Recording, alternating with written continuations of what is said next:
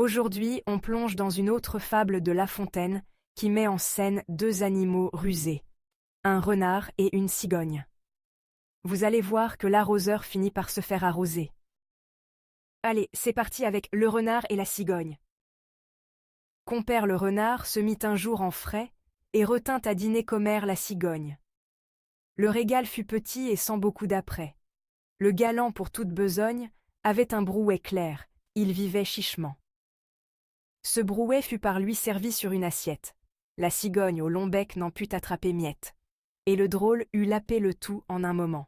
Pour se venger de cette tromperie, à quelque temps de là, la cigogne le prit. « Volontiers, lui dit-il, car avec mes amis, je ne fais point cérémonie. » À l'heure dite, il courut au logis. De la cigogne son hôtesse, loua très fort la politesse, trouva le dîner cuit à point, bon appétit surtout. Renard n'en manque point.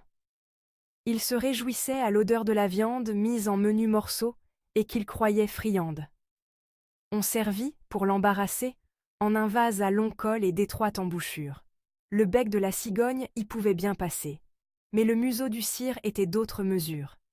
Il lui fallut à jeun retourner au logis, honteux comme un renard qu'une poule aurait pris, serrant la queue et portant bas l'oreille. « Trompeur, c'est pour vous que j'écris, attendez-vous à l'appareil. » Bon, alors, notre ami le renard, tout content de sa petite blague, invite la cigogne à manger, mais lui sert de la soupe dans une assiette plate.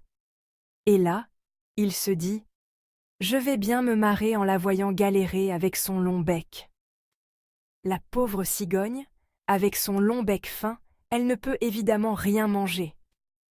Franchement, renard, pas cool.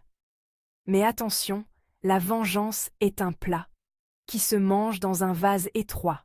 Et devinez quoi? La cigogne prend sa revanche, et là, c'est au tour du renard d'être bien embêté.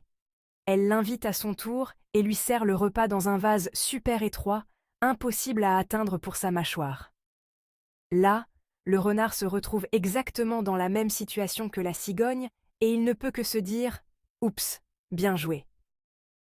Alors, vous voyez, aujourd'hui, c'est un peu pareil. On dit toujours « Ne fais pas aux autres ce que tu n'aimerais pas qu'on te fasse ». Si tu joues un mauvais tour à quelqu'un, ne t'étonne pas si un jour, tu te retrouves à ton tour dans une situation embarrassante. Par exemple, imagine que tu fais une blague un peu douteuse à un pote, genre tu postes une vieille photo de lui sur Insta où il a une tête pas possible. Tu te marres bien, mais quelques jours plus tard, il publie une vieille photo de toi en pyjama licorne. Et oui, c'est le retour de bâton. C'est ça la justice version La Fontaine. Le karma, c'est pas qu'une légende, les amis. La morale de cette histoire?